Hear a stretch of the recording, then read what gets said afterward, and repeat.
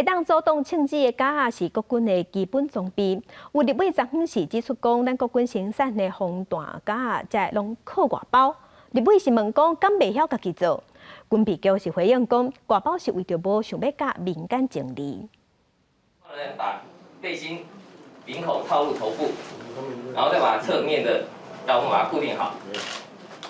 甲防弹架穿起来，这是国军伫战场上真重要的装备。不过，立委陈椒华这期生产防弹架的军备局205厂抗弹板的停泊数量甲供货数量对袂起来，减35.5万公尺，头盔减64.2万公尺。这期这个原料是走去倒位？我们今年呢，却发现他们还要买花68亿这是。今年的9月6号，竟然又巨额的招标。我们的这个头盔跟抗弹背心在105年开发完的前期的时候，两个东西其实是用同一个原料。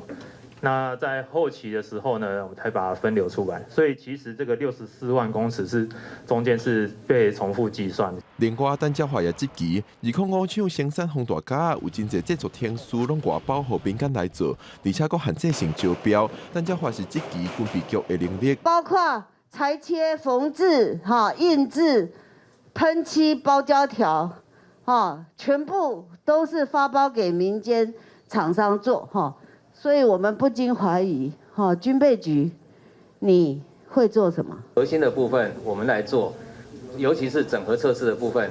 那为了要带动这个整个，因为南部很多纺织业我们为了要让它这个有单可以做，所以我们只要是可以让厂商做的，我们全部都会释出，我们不会米云争利。陈椒华认为军备局的答案无法度互人接受，会阁进行现勘查验。